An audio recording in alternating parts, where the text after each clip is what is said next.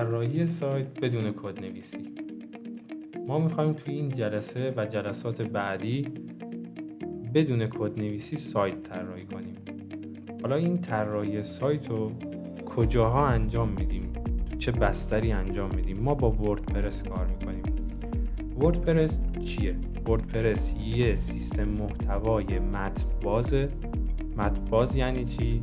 متن باز یعنی این که برنامه‌نویس‌های مختلف به عنوان توسعه دهنده اومدن و برای ما قسمت‌های مختلف وبسایت‌ها رو کدنویسی کردن و ما از اون کدنویسی‌ها استفاده می‌کنیم. بدون کدنویسی یعنی کدنویسی قبلا انجام شده و شما فقط کار طراحی رو انجام میدید. حالا با توجه به اینکه شما چه ایده‌ای دارین، کسب و کار شما چیه، شما باید یه دونه سایت انتخاب بکنین که از اون الگو برداری کنیم و اونو طراحی کنیم. روند آموزش ما به این سبکه. اولین مرحله ما خرید دامنه است. دومین مرحله خرید هاست و سومین مرحله اتصال هاست و دامنه است. حالا اینا رو ما به ترتیب مرحله به مرحله با هم میریم جلو و تعاریفش رو میگیم که چی هن و با هم به صورت عملی انجام میدیم. اولین مرحله خرید دامنه است.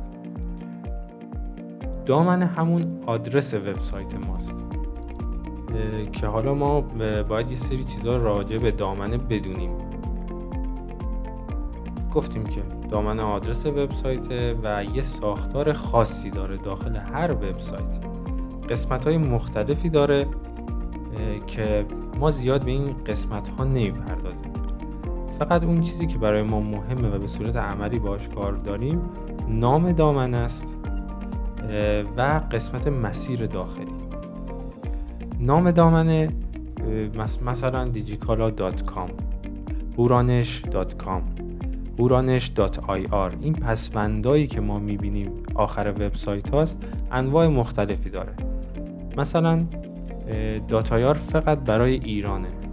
.com پسوندهای عمومیه و مدل‌های مختلفی از پسوندها وجود داره که به 3 دسته تقسیم میشن. این 3 دسته پسوندهای کشوری، پسوندهای عمومی و پسوندهای اختصاصی هستند.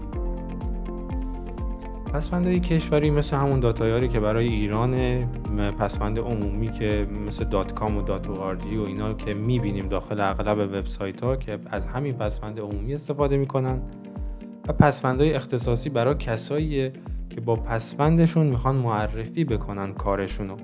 مثلا کسایی که کارشون پخش فیلمه پسوند .tv استفاده میکنن.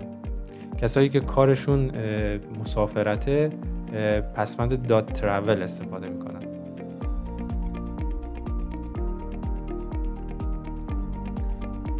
حالا اگر نگاه بکنیم در ادامه دامنه ما یه دونه نام میبینیم.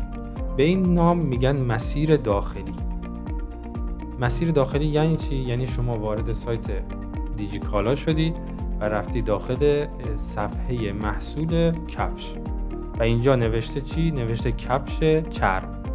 این میشه مسیر داخلی سایت شما و این میشه نام دامنه اصلی شما. حالا این دامنه رو میتونیم از کجا تهیه بکنیم؟ یه سری وبسایت ها هستن که به ما خدمات خرید دامنه رو ارائه میدن.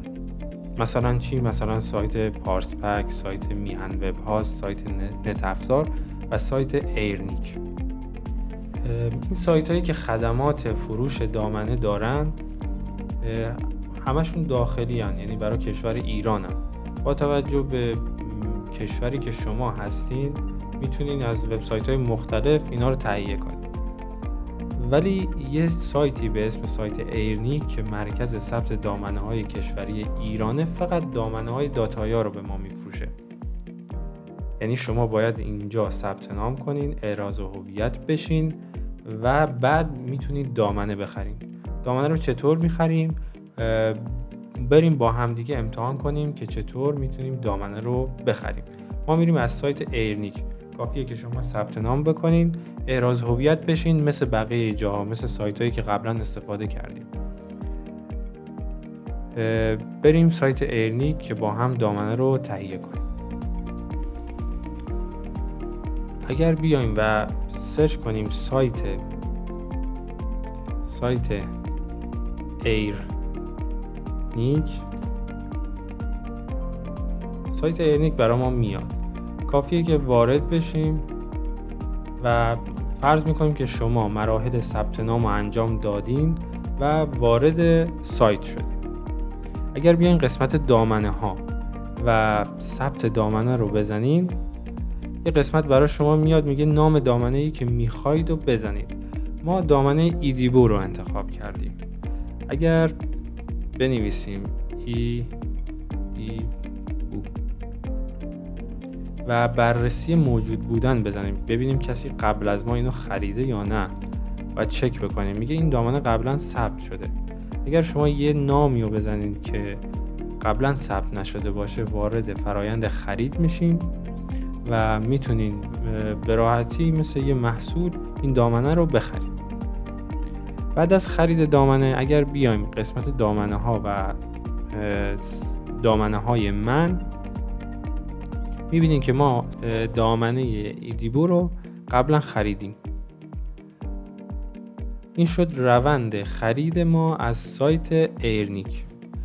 یه خورده سخته چون باید شما احراز هویت بشین، ولی اگر بیایم سایت میهن وب هاست سرچ کنیم، سایت میهن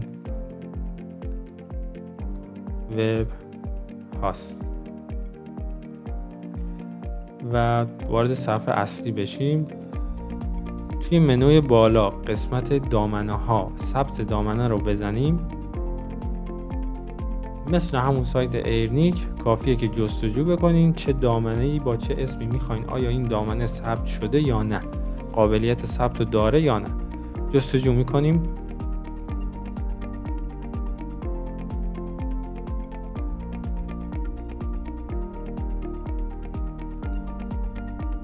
میبینین که گفته میتونی idibu.com رو ثبت کنی. قیمتش رو هم به ما گفته. idibu.net رو میتونیم با پسوندهای مختلف به ما میگه میتونید ثبت کنید یا نه.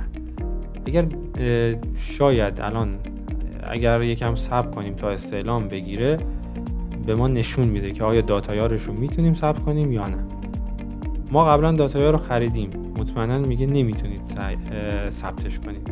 پس میتونیم هم از میهن وب هاست دامنه داتایار بخریم و هم از ایرنیک بخریم و هم از جاهایی که بهتون معرفی کردم. ولی بعد از اینکه دامنه داتایار رو اینجا خریدین، باید برین داخل سایت ایرنیک حتما ثبت نام کنین چون لازمه. دامنه داتایار رو میبینید ما قبلا ثبت کردیم، گفته متاسفانه این قبلا توسط فرد دیگری ثبت شده. روند خریدش هم مثل بقیه سایت ها که یه محصول میخرین، وارد صفحه پرداخت میشین، پرداخت میکنید و دامنه به اسم شما ثبت میشه.